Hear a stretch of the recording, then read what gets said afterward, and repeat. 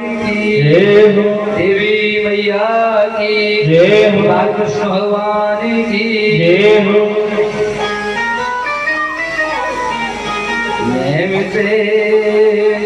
क्षेत्रे विषय सोनकादय सत्रम स्वर्गयालोकाय सहस्रसममासत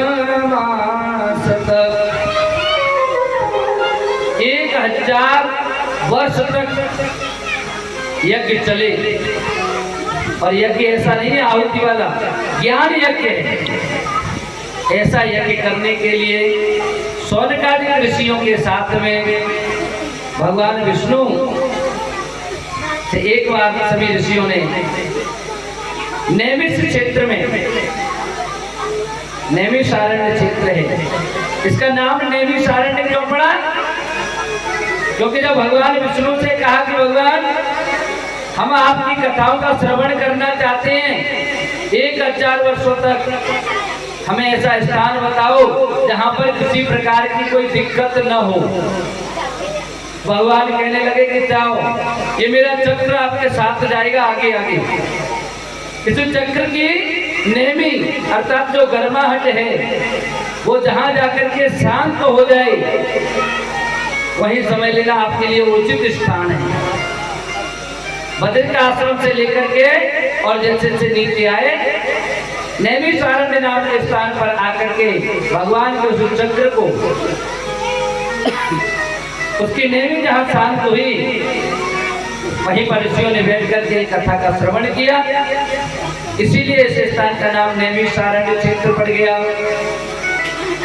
अच्छा, नैमिषारण्य में कौन कौन लोग गए परिक्रमा करने के लिए? आप में से किसी ने की है परिक्रमा नैमिषारण्य की? जय हो। केवल महाराज जी हैं, हाँ 2, ये भी बैठी माता जी 3, चौथा मैं खुद बैठा है। नैमिषारण्य में परिक्रमा करने का बड़ा महत्व है। कहते हैं सारे तीनों बार बार और नैमिषारण्य एक बार। जीवन में कम से कम एक बार नैमिषारण्य की परिक्रमा अवश्य करनी चाहिए। ये परिक्रमा जब होली आती है ना, होली से पहले जो अमावस्या आएगी उस अमावस्या से इसकी प्रारंभ होती है और होली तक लगभग 15 दिन तक रहती है। 15 दिन में पूर्ण हो जाती है। होली के समय पर जब भी आपको अगर फुर्सत मिले तो अगली बार पुनः पधारना। वहीं पर हमारी साथ 15 दिन कथा भी चलती है। जहाँ भी डेरा डलता है वहाँ कथा होती है, खाना पीना सब व्यवस्थाएं रहती है, कोई टेंशन नहीं है। थोड़ी सर्दी रहती है, गर्म कपड़े लेकर के, कंबल वगैरह लेकर के आए, गद्दे वगैरह वहीं मिल जाते हैं, ट्रैक्टर की व्यवस्था रहती है, सामान उसी में डाल दीजिए, चलिए। बस ट्रैक्टर का किराया लगता है 150-200 रुपए के समझे। 15 दिन का कोई ज्यादा है क्या? 10 रुपए रोज पड़ रहे हैं। 15 दिन के अगर 10 रुपए रोज ट्रैक्टर का किराया लग रहा है, कोई बड़ी बात नहीं है। हमारा सारा वजन लेकर के हो जाए और अपन तो हाथ हिलाते हुए परिक्रमा करके पहुंच जाओ अपने डेरे में। और जब वहां पहुंचोगे तो आपको वहां प्रसादी बनी हुई तैयार मिलेगी। खाओ पियो सो, रात भर सो, सुबह 4 बजे जगो, फिर परिक्रमा पे निकल जाओ। ठंडे ठंडे मौसम में परिक्रमा होती है, बहुत आनंद आता है। जिनको भी आना हो हमारा नंबर है, कांटेक्ट कर लेना। इस वर्ष उन्हें नैमिषारण्य में हम परिक्रमा करने के लिए जाएंगे। और ठीक इसी प्रकार से माघ मेले में, माघ का मेला लगता है प्रयागराज में, वहां भी हमारा अखाड़ा लगता है। हमारे रामानुजाचार्य जी महाराज हैं, गोवर्धन भागवत आश्रम है गोवर्धन में, तो छोटी परिक्रमा है। चूतर टेका जहाँ पड़ता है ना, तो चूतर टेका से उसी 1-2 दुकान पहले ही पड़ते हैं। सामने इधर काली माता का मंदिर है और इधर भागवत आश्रम है। उस आश्रम में उनका खालसा लगता है। वहाँ भी हमारी कथा प्रतिवर्ष होती है। जिसको भी गंगा मैया में स्नान करने हो, माघ मेला में अगर आना हो आ सकते हैं। वहाँ पर भी आराम से बढ़िया व्यवस्था मिलेगी, खाने पीने की, रहने की सब व्यवस्था मिलती है, नो टेंशन। आप वहाँ भी पधार सकते हैं। ऐसे नैमिषारण्य क्षेत्र में जब सभी ऋषि मुनि सब लोग बैठे हुए हैं और कुछ सामने से ऋषियों ने प्रश्न किया कि हे मुनिवर, आपने बड़े बड़े ग्रंथ महाभारत, श्रीमद् भागवत, विभिन्न प्रकार के 18 जो पुराण हैं उन सभी पुराणों का आपने मानव के कल्याण के लिए आपने सुनाया। ये हमारा सौभाग्य कि हम सबको सुनने का मौका मिला। प्रभु, ये जो कलयुग है ना, इसमें तो व्यक्ति आलसी है, प्रमादी है। भले यहाँ मैया के प्रांगण में यह कथा चल रही है, कोई व्यक्ति अगर सीढ़ियों से नीचे भी बैठा है तो कथा श्रवण करने के लिए ऊपर तक नहीं आएगा कि चलो वहां से सामने से सुन लेंगे। बोले आवाज तो यही आ रही है, यही से सुन लेंगे हम तो। ऐसे ऐसे लोग हैं जो आलसी हैं। आलस्य, फिर लोग कहते हैं महाराज भगवान कैसे मिलेंगे? भगवान आलस से नहीं मिलता है। एक बार एक राजा था, उस राजा ने अपने मन में ये प्रश्न किया कि भगवान कितने होते हैं, और अगर भगवान होते हैं तो कितने हैं, रहता कहाँ है, मिलता कैसे है, करता क्या है? 2-3 प्रश्न उसके मन में आए। बड़े बड़े ब्राह्मणों को, विद्वान लोगों को बुला बुला करके उसने पूछा, महाराज जरा बताओ तो सही, भगवान है तो रहते कहाँ हैं, कितने होते हैं, करता क्या है? कई जगहों पर पूछा लेकिन किसी ने इसका जवाब सही से नहीं दे पाया। बड़े बड़े संत महात्मा आए, बड़े बड़े ज्ञानी पुरुष आए, लेकिन कोई ज्ञान काम नहीं आया महाराज। अब तो एक दिन राजा चले जा रहे हैं, उधर से कोई महात्मा जी चले आ रहे। हाँ, हमारे महाराज जी जैसे ही अक्खड़, बिना कुछ सोचे समझे किसी से कुछ भी कह देना उनका ये परम कर्तव्य। राजा जैसे ही आया, राजा घोड़े पे, राजा ने देख लिया महाराज जी चले आ रहे हैं, घोड़े से नीचे उतरा के संत मिलन को चालिए तज माया अभिमान, नीचे उतर जाओ। जाकर के दंडवत प्रणाम किया महाराज को, साक्षात दंडवत प्रणाम।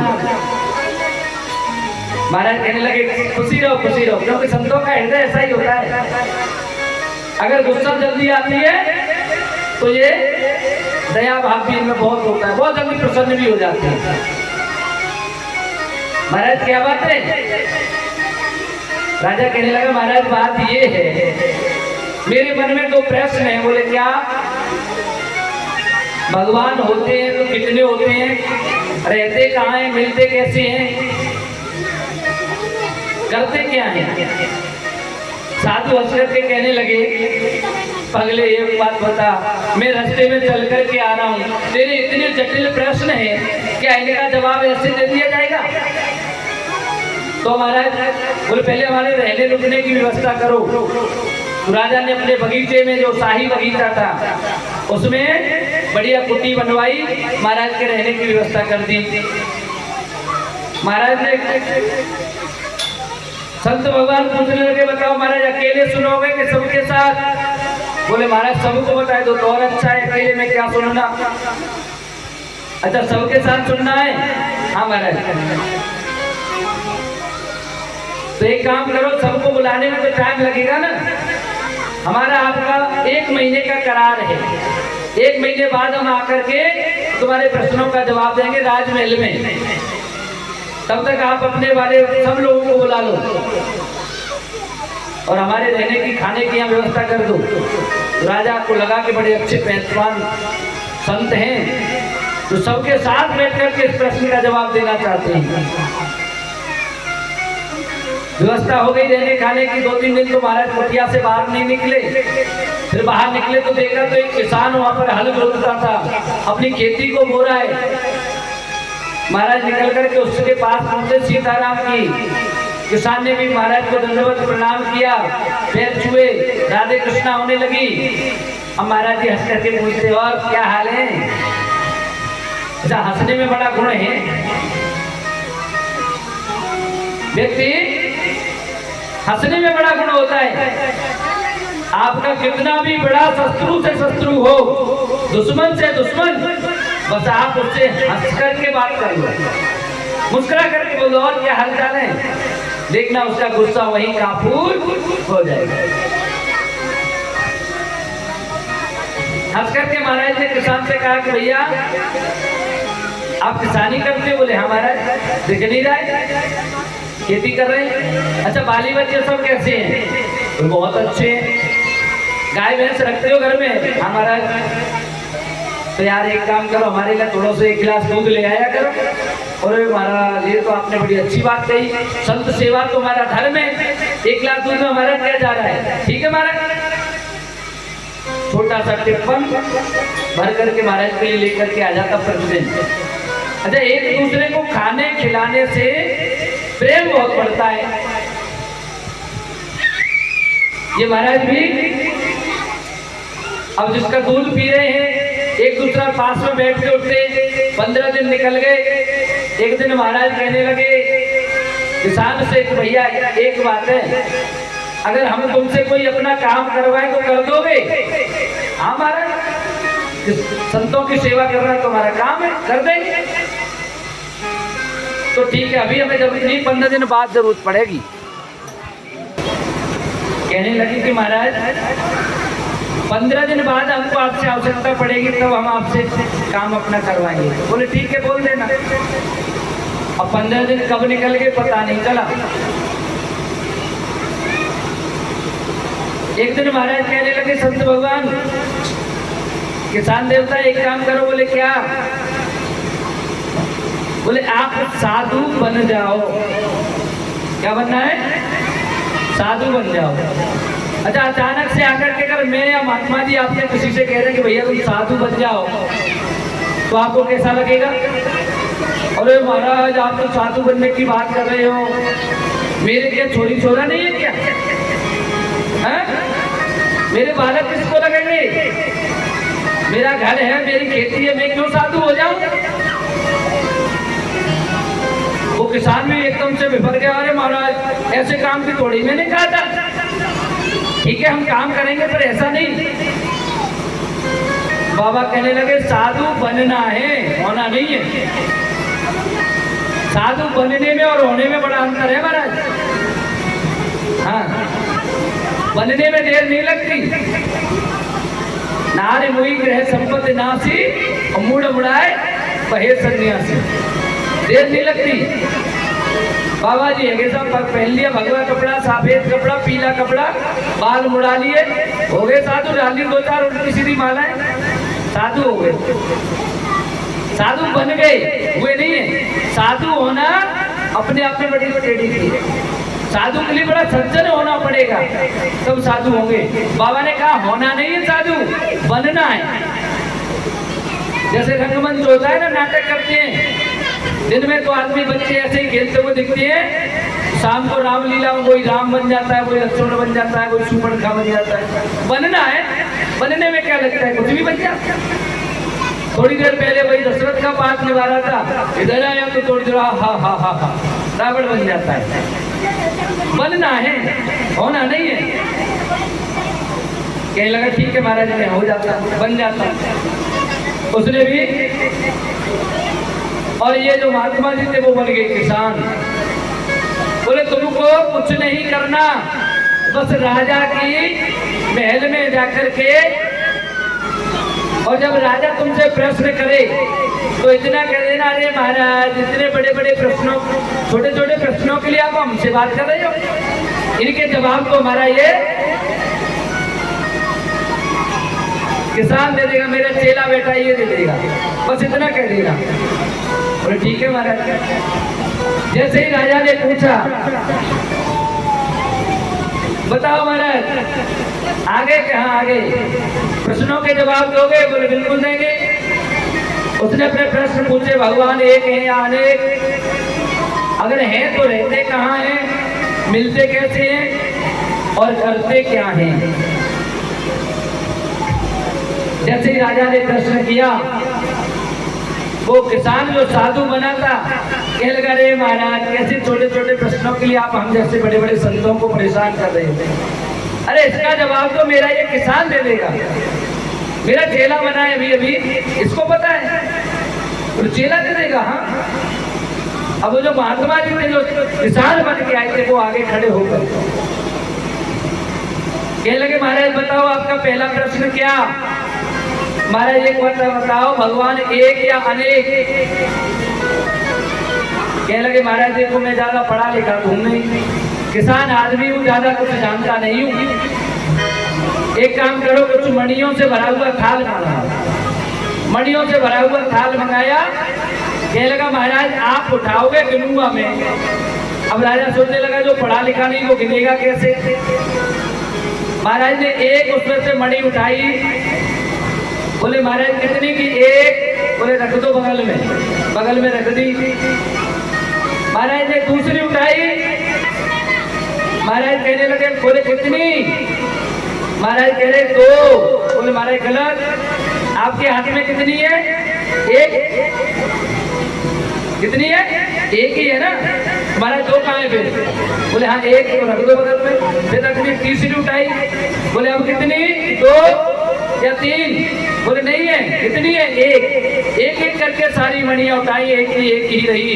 तो महाराज ये आपके पहले प्रश्न का जवाब है। चाहे हमको दिखते कितने भी रूपों में हो, लेकिन भगवान एक ही होता है, भगवान अनेक नहीं है।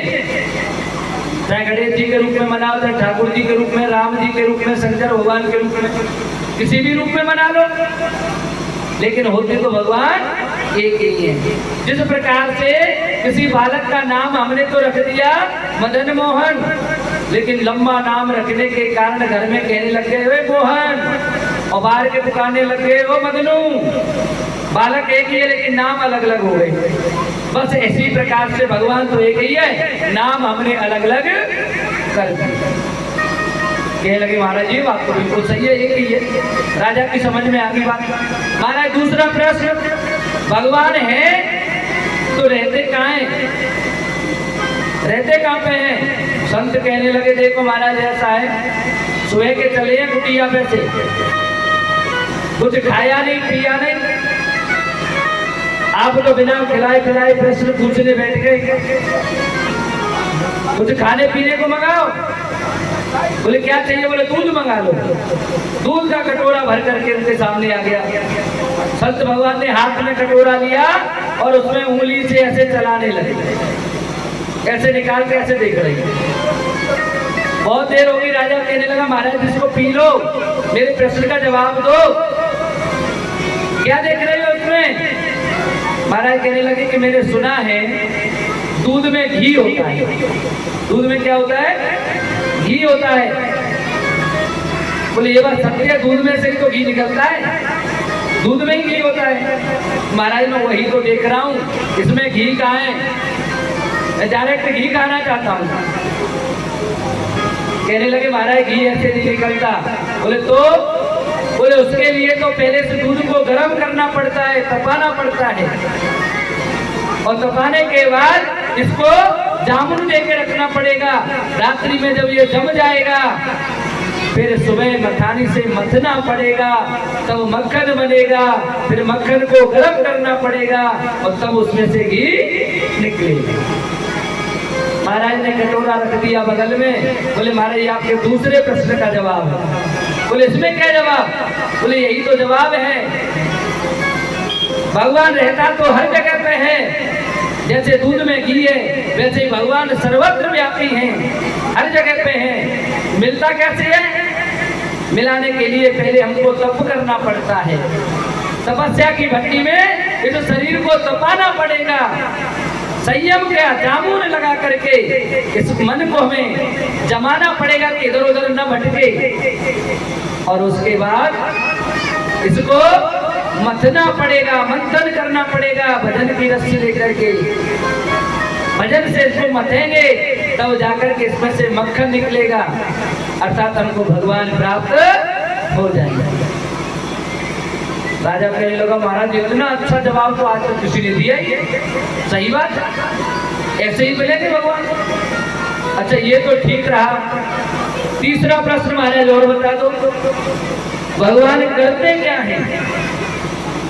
संत भगवान कहने लगे महाराज एक बात बताओ, आप तो ऊपर बैठे और हम नीचे खड़े हैं, ज्ञान हम दे रहे हैं कि आप? बोले आप दे रहे हो महाराज। तो गुरु कौन होता है जो ज्ञान देता है? बिल्कुल हम गुरु और आप चेला। तो चेला ऊपर बैठे, गुरु नीचे खड़ो रहे, ज्ञान मिल जाएगा? बोले नहीं मिलेगा तो आप नीचे आओ। राजा नीचे आ गया, महाराज जी ऊपर पहुंच गए, सिंहासन पे बैठ गए जाकर के। राजा कहने लगा महाराज अब बताओ भगवान क्या करता है? बोले तेरी फूट गई है क्या, देख नहीं रहा है? अब तक राजा तू था, अब राजा मैं हूं। भगवान ये कर रहा है, राजा को रंक बना दे और रंक को राजा बना देता है। जो गद्दी पे बैठना है वो राजा है, यही तो कर रहा है भगवान। बोले महाराज ये तो बड़ी अच्छी व्यवस्था बताई है। भगवान को प्राप्त करना इतने सरल नहीं है। भगवान को अगर प्राप्त करना है तो उसके लिए हमको पहले तपस्या करनी पड़ती है, भट्टी में तपना पड़ता है। आज जब ऋषियों ने कहा कि महाराज ये कलयुग है, आगे चल कर के आने वाला, इस युग में आलसी लोग पड़े हैं, इनको भी विभिन्न प्रकार के रोग, किसी को घुटने का दर्द है, किसी को कमर का दर्द होगा, तो किसी की श्वास ऊपर के ऊपर और नीचे के नीचे अटक रही होगी। मैं ना मुझसे सीढ़ियां चढ़ा नहीं जाता है, हाथ पकड़ के चढ़ाए दो। जब ये स्थिति होगी तो कैसे काम चलेगा महाराज? कोई भजन नहीं कर पाएगा। इसलिए ऐसा कोई समाधान बताओ, सार रूप में हो जाए काम। और महाराज कुछ भगवान के अन्य चरित्रों का वर्णन करके सुनाइए।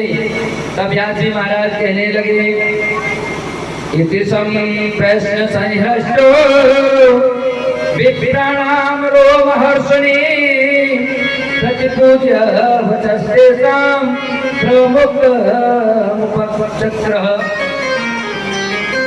हे ऋषियों, इसी प्रकार के प्रश्न सुनकर के स्वर्गादि ब्राह्मण इत्यादि जो ऐसे प्रश्न सूत जी महाराज से किए, प्रसन्न होकर के कहने लगे कि आपने बड़े अच्छे प्रश्न किए हैं जो जनता की भलाई के लिए हैं। और देखो प्रश्न करने वाले भी बड़े उल्टे सीधे होते हैं। 3 प्रकार के प्रश्न किए जाते हैं। पहला प्रश्न ये होता है, ये जानने के लिए प्रश्न करते हैं कि महाराज जी पे कुछ आता है कि नहीं आता है, चलो ऐसे पूछ लो। दूसरा प्रश्न होता है अपना शंका समाधान करने के लिए।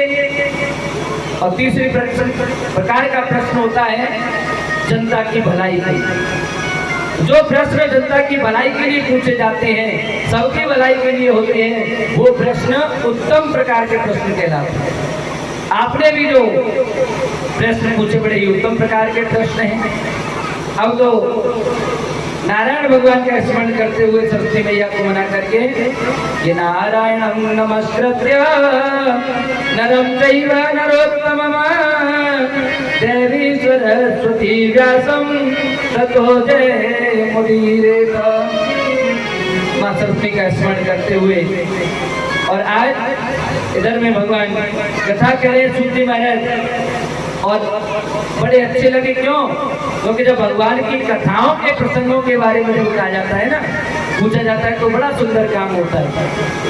जब माता पार्वती जी ने शंकर भगवान से पूछा, प्रभु बहुत दिन हो गए कैलाश पर निवास करते हुए, सती के रूप में एक बार मैंने संशय कर लिया था, मुझको वो शरीर त्यागना पड़ा था।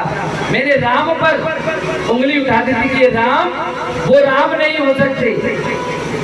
ये राम तो कैसे राम है? राजा के कुंवर है, राजा के कुंवर साहब। ये राम भगवान नहीं है। प्रभु अब मैं चाहती हूँ कि आप उसी राम के गुणों का मुझे आप बखान करके सुनाएं। शंकर भगवान को बड़ा अच्छा लगा था।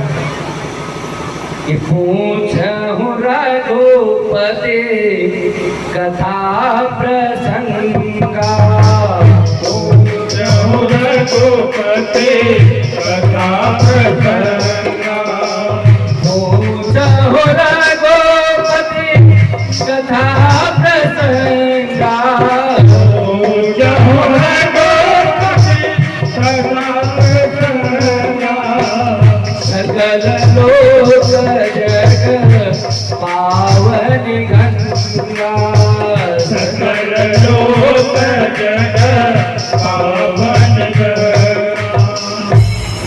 जो भगवान की कथा का प्रसंग जो छेड़ा, जो प्रश्न पूछा, ये मान लीजिए ये भगवान के नाम का जो प्रसंग है, ये ऐसा है कि संसार में गंगा जी की तरह सबको निर्मल करने वाला है, सबको पवित्र करने वाला है।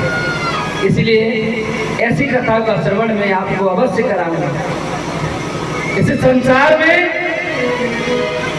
प्रत्येक जीव का एकमात्र उद्देश्य होना चाहिए क्या? समस्त झंझटों से दूर होकर के धन संग्रह केवल करना नहीं होना चाहिए कि हमें धन संग्रह करना है। केवल पैसे के लिए सारे कार्य नहीं किए जाते। पैसा बहुत कुछ तो हो सकता है, लेकिन सब कुछ नहीं होना चाहिए महाराज। इसीलिए आप चिंता मत करो।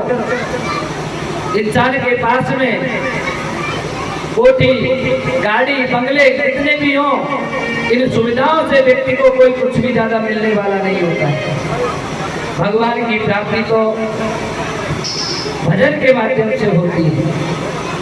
प्रभु तेरी माया का ये खेल कैसा,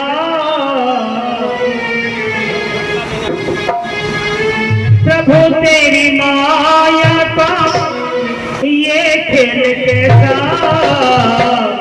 जमाने को पागल बना दे पैसा, जमाने को पागल बना दे पैसा। प्रभु तेरी माया का, प्रभु तेरी माया का,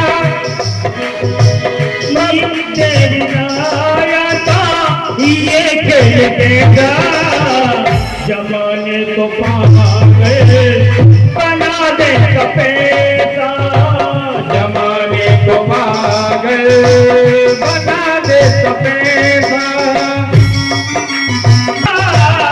दुनिया में अमर नाम तेरा रहेगा, दुनिया में मरना तेरा रहेगा, दुनिया में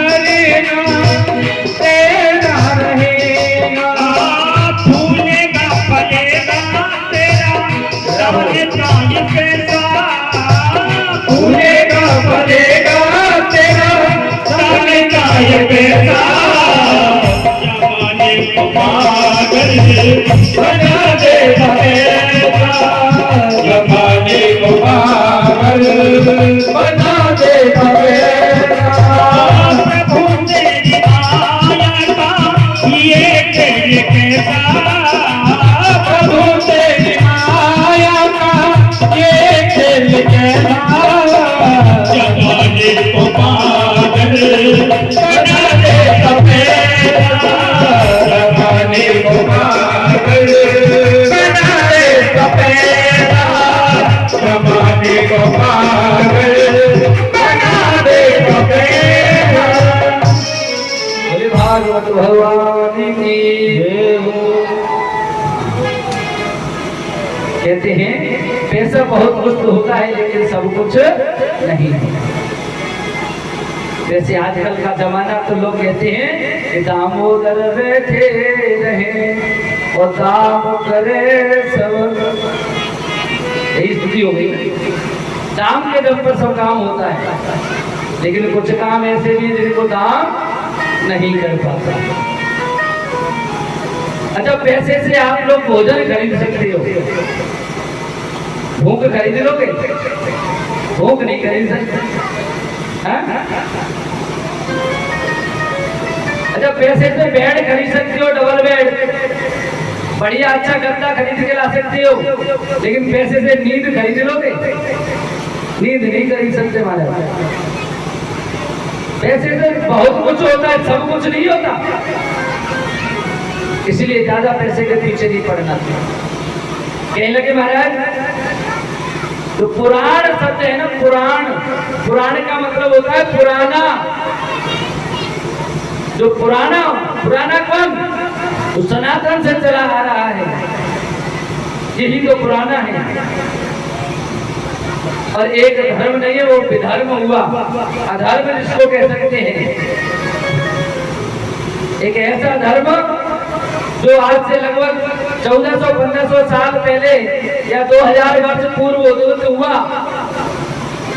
हमारे यहाँ तो हमारे ग्रंथ उनको कहते हैं पुराण, और उन्होंने कु की जगह लगा दिया कु, उसको कहते हैं पुराण। अच्छा, ज्यादातर शब्दों में अगर कु लग जाए तो गड़बड़ हो जाती है। पुत्र में कु लग जाए तो क्या हो जाता है? कुपुत्र। कुपुत्र मतलब बुरा पुत्र। सुदिन, सु लग गया तो सुदिन अच्छे दिन, और कु लग गया तो कुदिन अच्छे का क्या हो गया? बुरा हो गया। जो आदमी अपने ग्रंथ को ही पुराण कह रहा हो वो धर्म कैसे अच्छा हो सकता है? हमारे उज्जैन में, यहाँ का तो मुझे पता नहीं है, हमारे उज्जैन में जो ठाकुर लोग होते हैं ना, राजपूत लोग, उनके यहाँ जब उनकी बेटी के लिए जो ब्याया हुआ जमाता होता है वो आता है तो उसको कहते हैं कुंवर साहब। क्या कहते हैं? कुंवर साहब। एक बार गुरु जी कह रहे थे ऐसी कथा में कि कु शब्द लगाने से तो गड़बड़ हो जाती है। कुपुत्र, कुमाता, कुदिन, कुपुत्री, कु शब्द लगाने से गड़बड़ हो जाता है, इसलिए कु शब्द नहीं, सु अच्छा है। सुपुत्र, सुदिन, सुपुत्र अच्छा होता है। अब वहां कहते हैं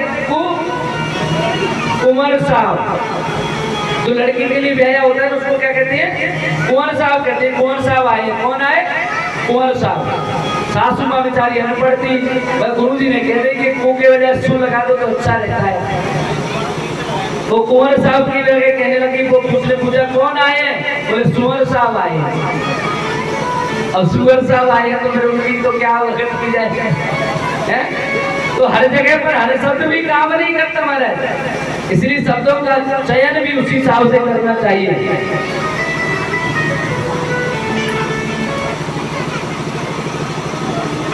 हमारे कथा एक बार नारद जी महाराज घूमते घामते हुए कैलाश पर्वत पर पहुंच गए। उन्होंने देखा मैया पार्वती जी अकेली बैठी हैं। बोले लगभग दाव पासा फेंकने का। हाँ, नारद जी तो पासा फेंकते रहते हैं। बोले दाव लग गया, चलो अकेली बैठी है मैया। मैया के पास गए, मैया को प्रणाम किया। मैया ने आशीर्वाद दिया, पुत्र क्या बात है, बहुत दिनों बाद आए हो?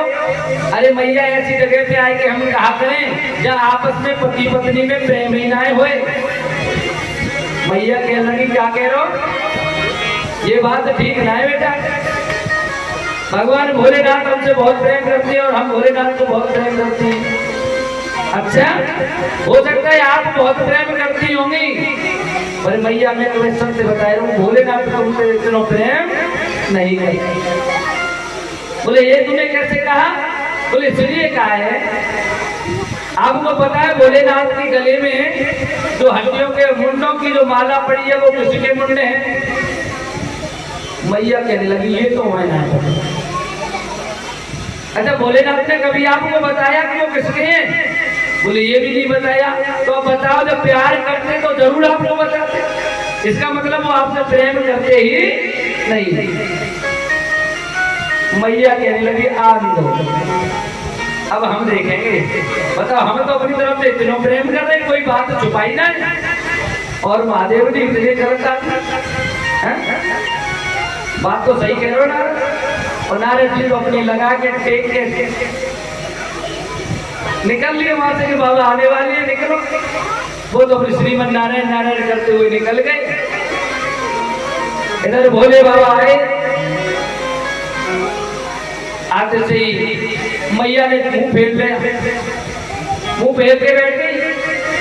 भोले बाबा कहने लगे, पार्वती क्या बात है, आज हमें कुछ नाराजगी दिख रही है। बोले नाराजगी नहीं होगी तो क्या होएगा? एक बात बताओ, हम आपसे इतना प्रेम करती हैं और आप हमसे प्रेम ही नहीं करते। भोले बाबा कहने लगे, ये कौन कह गया कि हम प्रेम नहीं करते? अरे हम तो आपसे बहुत प्रेम करते हैं। प्रेम नहीं करते तो देखो गणेश जी, कार्तिकेय और ये कहां से आ गए? हम बहुत प्रेम करते हैं।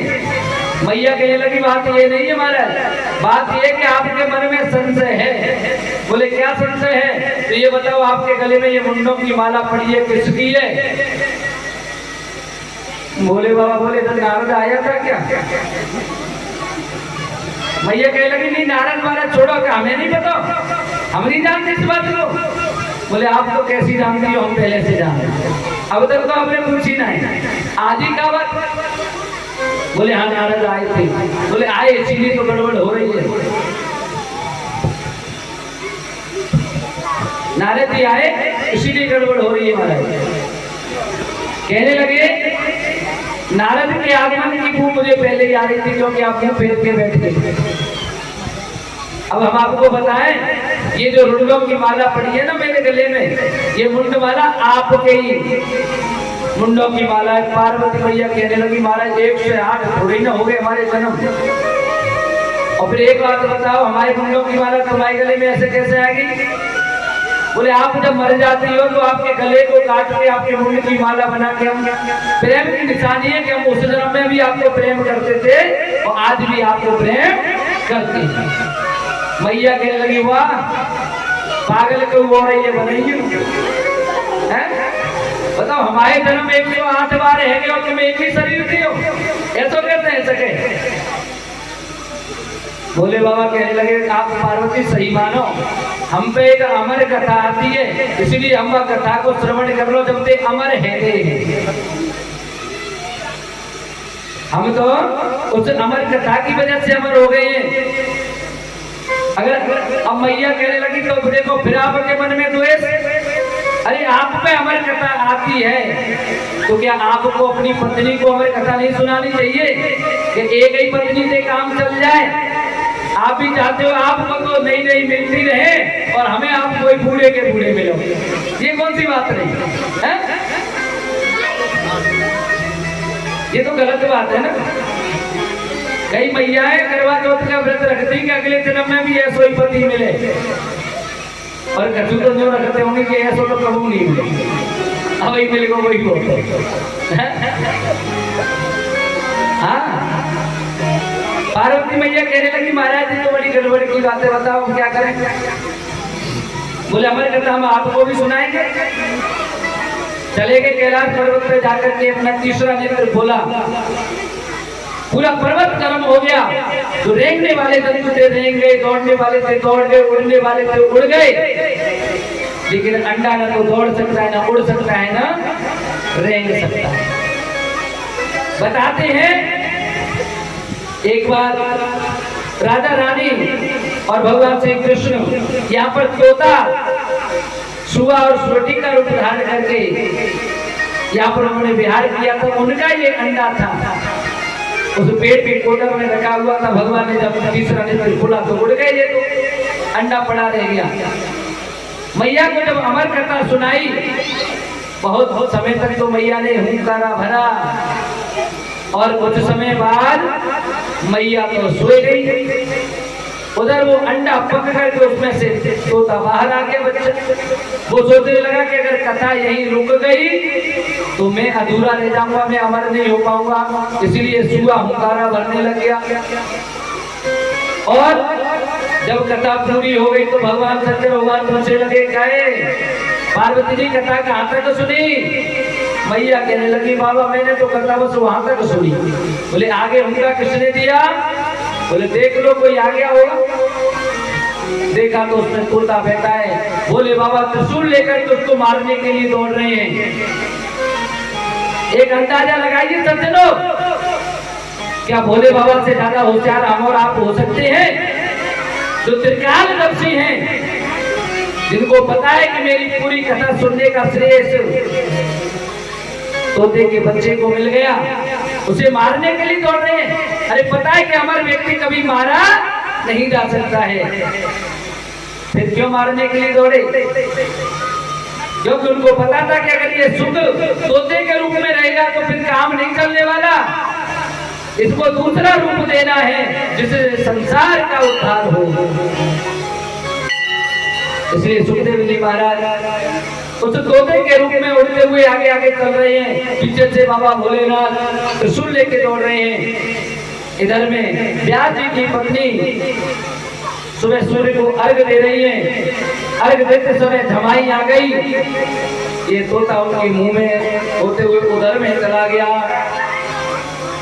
वहां जाकर के छिप कर के बैठ गया।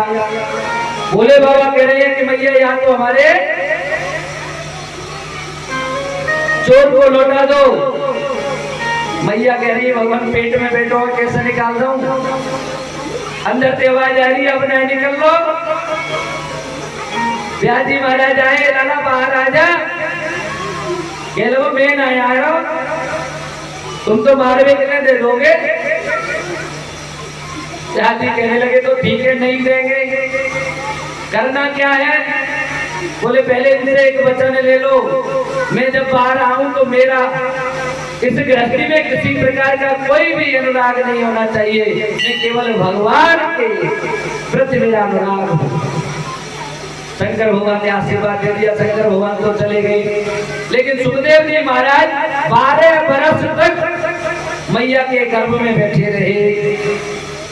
और जब 12 वर्ष बीते तो देवता इंद्र का सिंहासन हिलने लगा, अंदर ही अंदर वहां तो तपस्या चल रही है ना।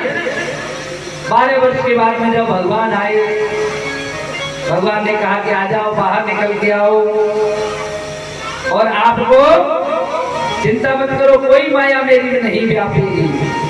तब सुखदेव जी महाराज भगवान की कैसी अलौकिक छवि को देख रहे हैं। अहो भगीयम स्तन काल कूटम विधासया पाय पद साध्वी लेवे गतिम धातु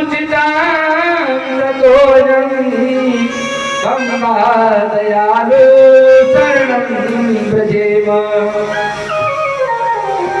जिसने पूतना जैसी जो अपने स्त्रों से जहर लगा करके आई, उसको भी भगवान ने अपने परम धाम को पहुंचा दिया था। कालकूट विष का पान कराने वाले को भी माता जैसी गति दी है। ऐसे भगवान का स्मरण करते हुए जब ये बाहर आए, गर्भ से मां के उदर से बाहर आए, सुखदेव जी महाराज इनका जो नाड़ा कहते हैं ना, प्लेसेंटा कंधे पे डाल करके चलने लगे। अब कुछ लोग कहते हैं कि जन्म के तुरंत बाद बच्चे पे खड़ाई नहीं हुआ जाता है, वो कैसे चल दिए? महाराज बच्चा 9 महीने का पैदा नहीं हुआ है, बच्चा 12 वर्ष का है।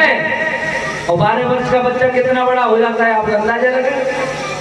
इतने बड़े सुखदेव जी महाराज चल दिए, और पीछे थे भगवान व्यास जी महाराज चले जा रहे हैं। हे पुत्र, हे पुत्र, आवाज लगाते जा रहे हैं, लेकिन कोई ध्यान नहीं है सुखदेव जी महाराज का, चले जा रहे हैं। या पास में कुछ महिलाएं स्त्रियां स्नान कर रही हैं। उन्होंने जब देखा सुखदेव जी महाराज जा रहे हैं तो कोई दिक्कत नहीं, निकल जाने। लेकिन जैसे व्यास जी महाराज पीछे से आए, इन्होंने अपने अंगों को ढांक लिया। व्यास जी महाराज कहने लगे अरे आप कितने निर्लज्ज हो, मेरा युवा बालक 12 वर्ष का बालक अभी आपके सामने से निकल के गया, आपको शर्म नहीं आई? मैं बुजुर्ग आपके सामने से जा रहा हूं तो आपको लग रहा है हमसे शर्मा रही हो? तो वो अबलाएं कहने लगी, महिलाएं कहने लगी, गुरुदेव आपका जो बालक जिसका जन्म हुआ उसे अभी स्त्री और पुरुष में कोई भेद पता ही नहीं कि स्त्री क्या होती है और पुरुष क्या होता है। ऐसे व्यक्ति के सामने तो हम किसी भी अवस्था में बने रहे, कोई फर्क पड़ने वाला नहीं। पर आप तो ये सब जानते हो ना। आगे चले, जब सुखदेव जी महाराज नहीं लौटे तब व्यास जी महाराज ने अपने शिष्यों को भेजा और वहां जाकर के जब भागवत के कुछ श्लोकों का श्रवण कराया। सुखदेव जी महाराज कहने लगे कि ये श्लोक कहां से आए, इतने सस्वर, इतने मधुर श्लोक जिनमें भगवान की स्तुति का गान है। तो ये सब कहने लगे महाराज दूसरे अच्छे तो हमारे गुरु जी के पास में और रखे 18,000 श्लोक हमारे गुरु जी के पास। बोले अपने गुरुजी से मिलाओ। सुखदेव जी महाराज लौट करके व्यास जी महाराज के पास आ जाते हैं और वहां पर श्रीमद् भागवत महापुराण की कथा का श्रवण करते हैं और तब दूसरों को सुनाने के लायक बनते हैं। बोलिए सुखदेव जी महाराज की जय हो। श्री नारद जी कहने लगे कि महाराज ऐसे वीतरागी संत और संतों के दर्शन करने से, संतों का उच्छिष्ट झूठन खाने से ही मेरा ये जन्म हुआ है। नारद भगवान को पूर्व जन्म में एक दासी के पुत्र हुआ करते थे। ऐसे दासी पुत्र नारद एक बार इनकी माता ब्राह्मणों की सेवा किया करती थी, भोजन बनाती थी, वहीं पर नारद जी भी उनका सहयोग करते थे। एक बार कुछ संत पधारे, चतुर्मास प्रारंभ हो चुका था, इन संतों ने वहां चतुर्मास किया और इस चतुर्मास में नारद जी ने उन संतों के साथ रह करके उनका जो झूठा भोजन बचता था उस झूठन को खा लेते।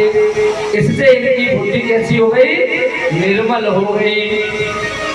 और भगवान तो स्वयं कहते हैं कि निर्मल मन जन सो मोहि पावा, निर्मल मन जन सो मोहि पावा, निर्मल मन जन सो मोहि पावा, निर्मल मन जन सो मोहि पावा, मोहि कपट मोहि कपट चल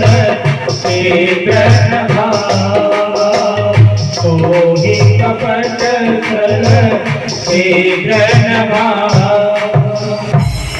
भगवान कहते हैं कि मुझे कपट छल छिद्र नहीं भाते, निर्मल मन हो जाए।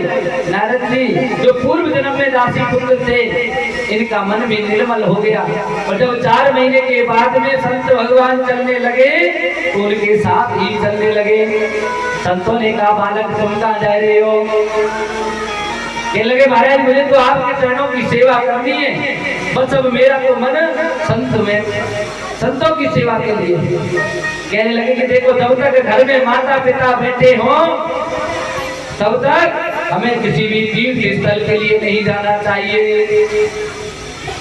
जब तक घर में माता पिता है कोई भी तीर्थ स्थल करने के लिए नहीं जाना चाहिए, क्योंकि सारे तीर्थ धाम आपके चरणों में, सब माता पिता के गुरुदेव के चरणों में सारे तीर्थ होते हैं।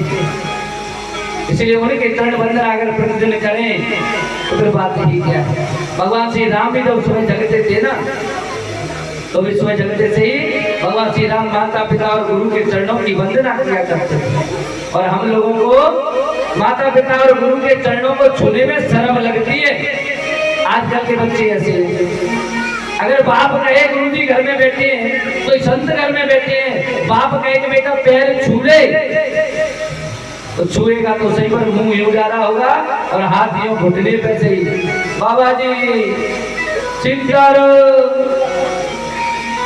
पहले पैर छूते थे तो सर को चरणों में रखा जाता था।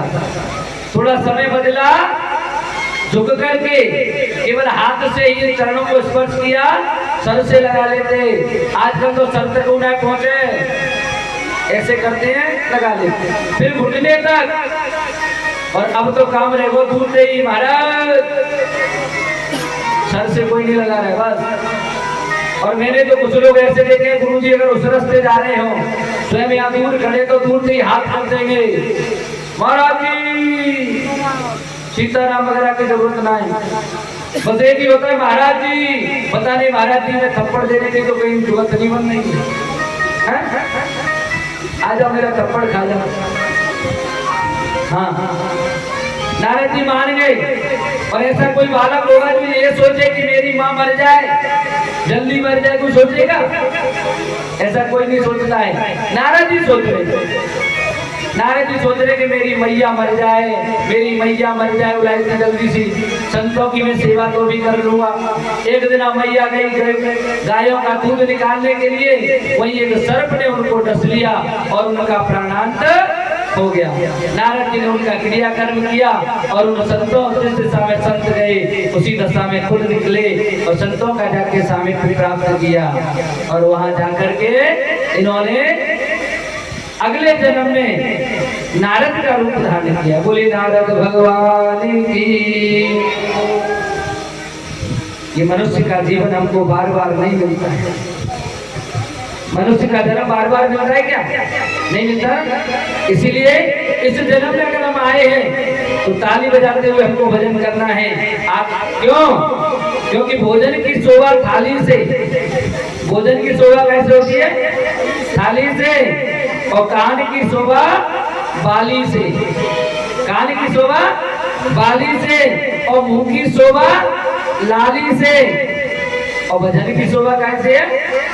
ताली से। इसलिए दोनों हाथ बजाते हुए सबको तालियां बजानी है।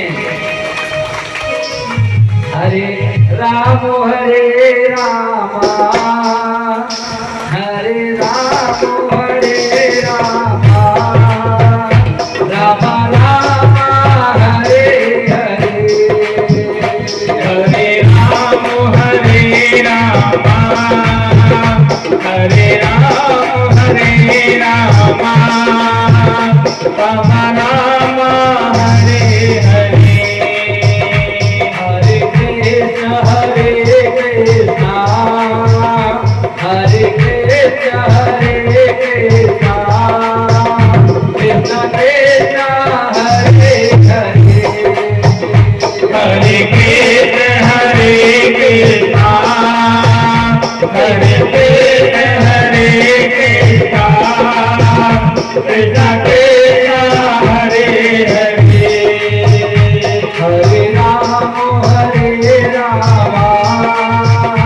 राम राम हरे हरे, हरे राम हरे रामा, हरे राम हरे रामा, राम राम हरे हरे, हरे कृष्ण हरे कृष्ण, हरे कृष्ण हरे कृष्ण, कृष्ण कृष्ण हरे हरे, हरे राम हरे कृष्ण, हरे कृष्ण हरे कृष्ण, कृष्ण कृष्ण हरे हरे, हरे कृष्ण हरे कृष्ण, कृष्ण कृष्ण हरे। बोले बालकृष्ण भगवान की जय हो। चामुंडा मैया की जय हो। जय जय श्री श्री राधे। अब तो सभी लोग कहने लगे कि महाराज ये तो बात आपकी ठीक है कि नारद का जन्म हुआ, पर एक बात बताओ भी, आपने कहा था कि सुखदेव जी महाराज ने और महाराज परीक्षित को कथा सुनाई थी। तो महाराज जो महाराज परीक्षित हुए उनके जन्म की कथा आप हमें सुनाई दो। तो सूत जी महाराज कहने लगे, हे ऋषियों, एक बार जब महाभारत चल रहा था और समस्त कौरव मारे गए, केवल दुर्योधन बचा। ये दुर्योधन जाकर के एक सरोवर में छिप गया। तब इनके गुरु पुत्र अश्वत्थामा ने सोचा कि क्यों ना मैं कुछ ऐसा काम करूं जिससे मेरे जो राजा हैं वो खुश हो जाए। और हमारी सबसे बड़ी परेशानी यही है कि हम दूसरों को खुश करने में लगे, भगवान को खुश नहीं कर रहे। भगवान को खुश करने का जिस दिन सोच लेंगे ना उस दिन आनंद हो जाएगा। हम भगवान का नहीं सोच पाते, यही गड़बड़ हो जाती है। हम दूसरों को खुश करने में लगे हैं। अश्वत्थामा ने भी यही सोच लिया। इसने क्या किया, ये जाकर के सोते हुए कुंती के 5 पुत्र सो रहे हैं और उनकी गर्दन को काट देता है। कुंती जोर जोर से रोने लगी। भगवान श्री कृष्ण को याद किया। भगवान ने कहा ये तो बड़ा गलत कार्य हुआ।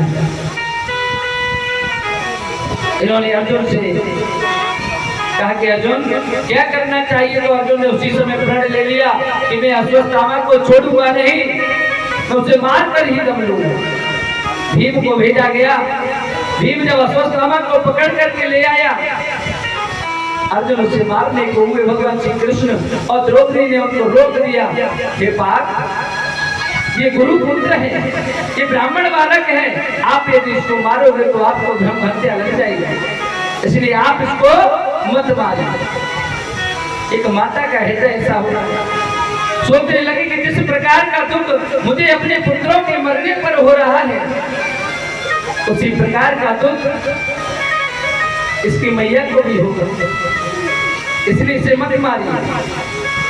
भगवान श्री कृष्ण कहने लगे कि यदि ब्राह्मण का धन छीन लिया जाए, ब्राह्मण की जीविका को नष्ट कर दिया जाए, जिससे आजीविका कमाता है उसको नष्ट कर दिया जाए, उसका कमाया हुआ जो धन है उसको छीन लिया जाए, आरती पूजा में आए 10-20 रुपए, दूसरा आकर के झपट्टा मार के लाओ महाराज ने तो मुझे दो,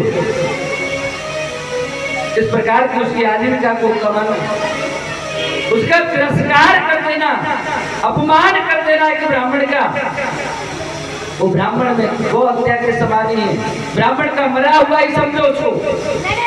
इसलिए आप एक काम करो, इसके मस्तिष्क में जो मणि लगी हुई है उस मणि को निकाल लो। भीम ने उस मणि को निकाल लिया, यह अश्वत्थामा पागल हो गया और पागल होकर के उसने ब्रह्मास्त्र का संधान कर दिया। इस पर संधान करना तो आता है, लेकिन उसको वापस लेना नहीं। संधान करना आता है, वापस उतारना नहीं आता है।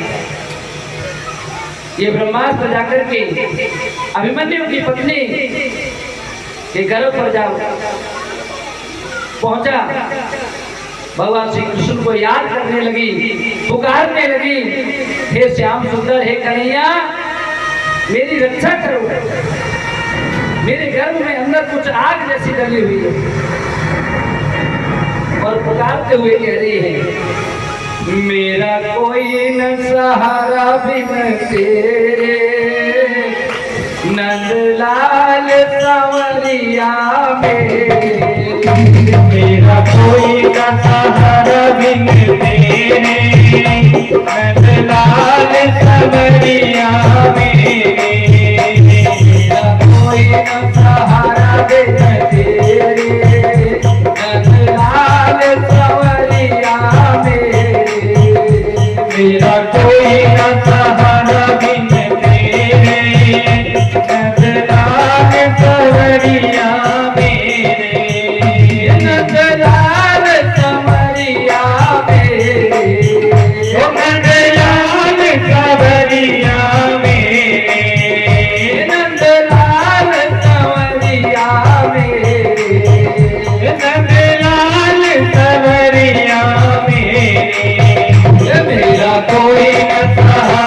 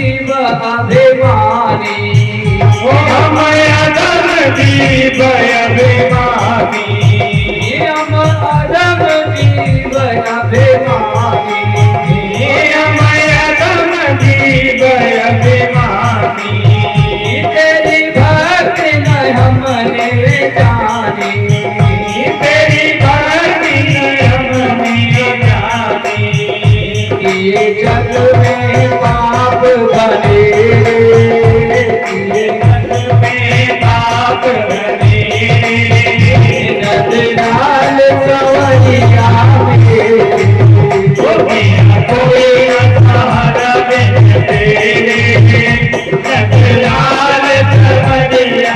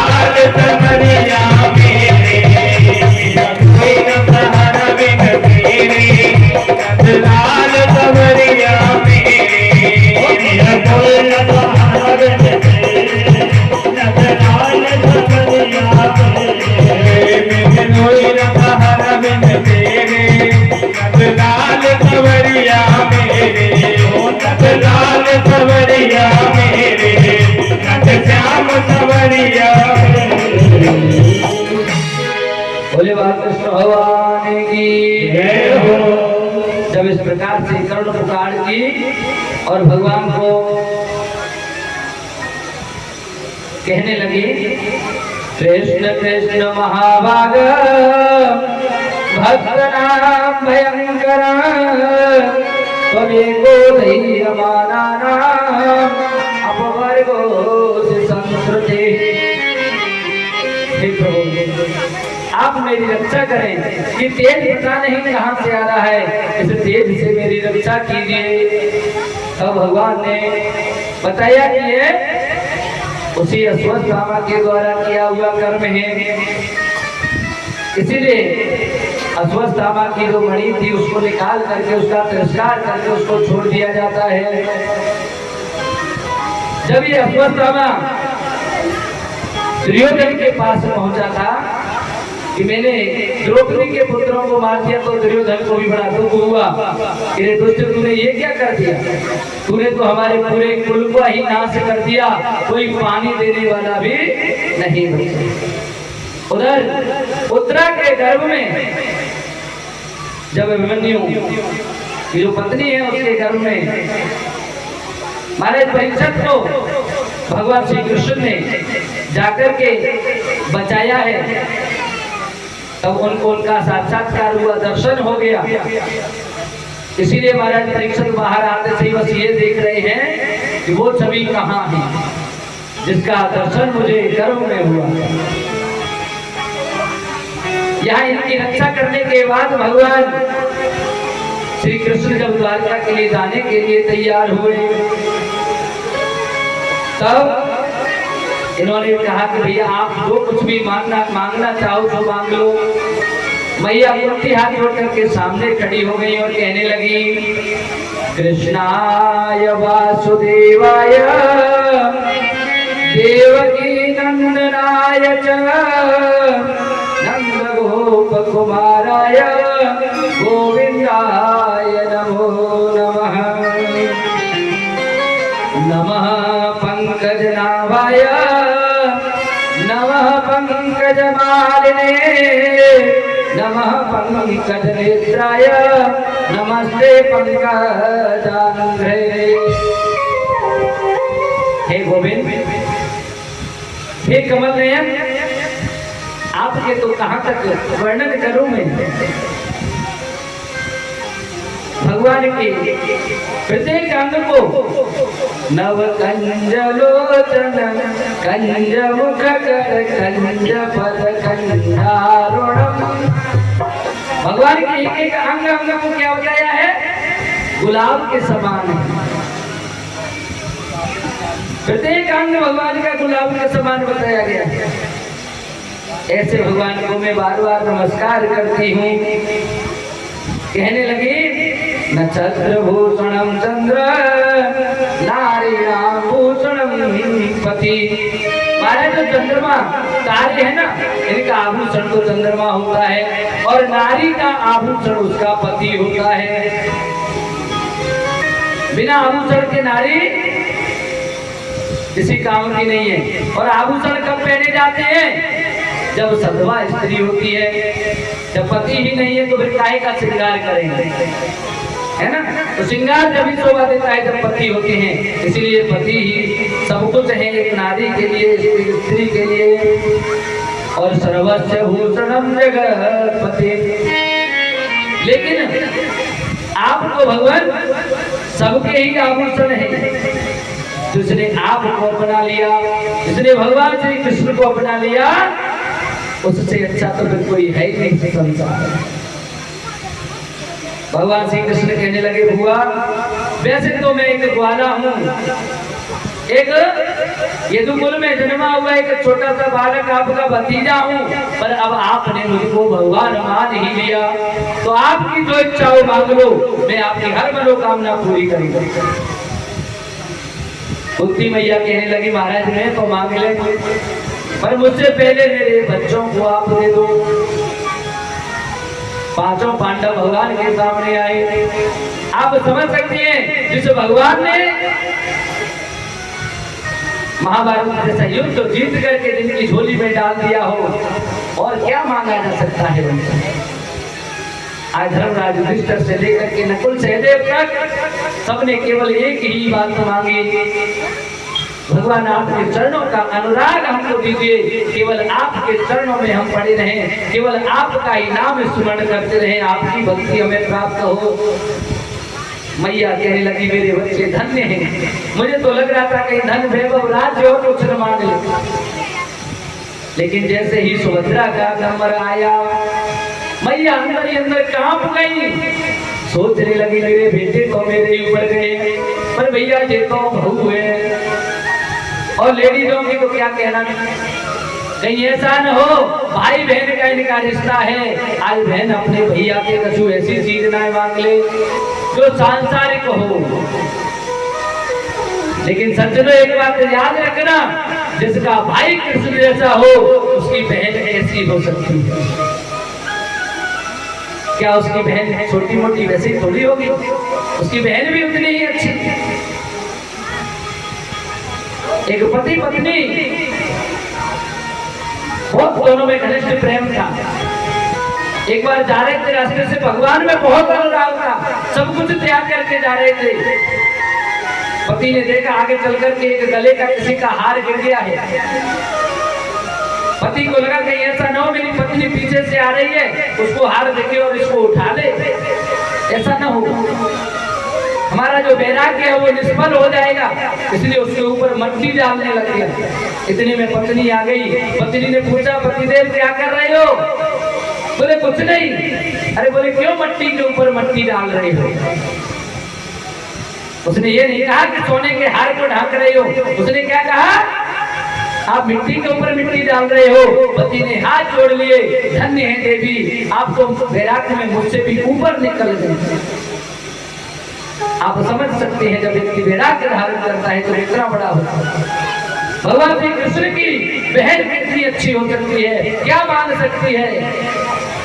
सुभद्रा जी ने कहा, भैया अगर आपको देना है तो केवल इतना सा दे दो, तुम्हें बार बार आपकी ही बहन बन करके मेरा जन्म हो, बार बार आपके चरणों में मेरा अनुराग बना रहे। बोलिए सुभद्रा महारानी की। अब तो कुंती मैया को नंबर आएगो। भगवान पूछने लगे, बुआ जी मांग लो, क्या मांगना है? आज आपकी भी मनोकामना पूरी होगी। तो बुआ जी कह रही है, हे कन्हैया अगर तू मुझे देना चाहता है तो लाला एक काम कर दे, मेरे एक चीज दे दे। बोले क्या?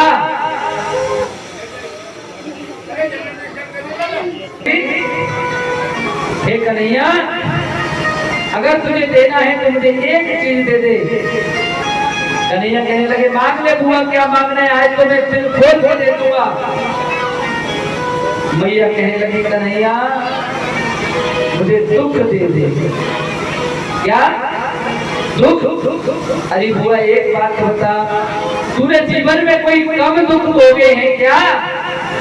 अरे मुझे तो लगता है तेरे जीवन में मैंने तो कभी कोई सुख देखा ही नहीं है, और कभी सुख नहीं देखा फिर भी तू दुख ही मांग रही है, क्यों? मैया कहने लगी, लाला कारण है इसका। कारण ये है कि दुख में सुमिरन सब करे और सुख में करे न कोई, और जो सुख में सुमिरन करे तो दुख काहे को हो। लाला जब हमारे पास में विपत्तियां थी, कष्ट थे, दुख थे, तब तो तुम हमारे पास थे, लेकिन आज हम जब सुखी हो गए, हमें राज्य मिल गया, तो आप भी हमको छोड़ करके जा रहे हो। इसलिए मुझे दुख दे दो। और क्या दुख क्या सुख, सब तो तेरे ही है रे कन्हैया। सुख भी तेरे हैं और दुख भी तेरे हैं, इसलिए मुझे तो सुख भी प्यारे हैं और दुख भी प्यारे हैं। सुख भी मुझे प्यारे हैं, दुख भी मुझे प्यारे हैं। मांगू में किसे पाना, दोनों ही तुम्हारे हैं। मांगू में किसे पाना, दोनों ही तुम्हारे हैं। सुख भी मुझे प्यारे हैं, दुख भी मुझे प्यारे हैं। दुख भी मुझे प्यारे हैं, दुख भी मुझे प्यारे हैं। मांगू में किसे दाता, दोनों ही तुम्हारे हैं। मांगू में किसे दाता, दोनों ही तुम्हारे हैं।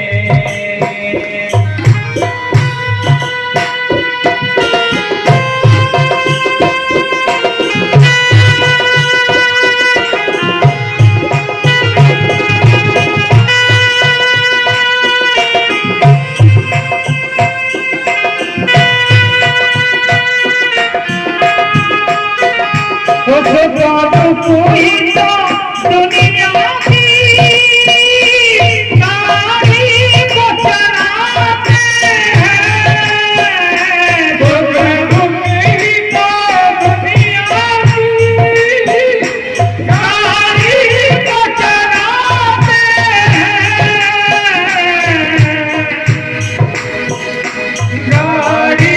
गुजराती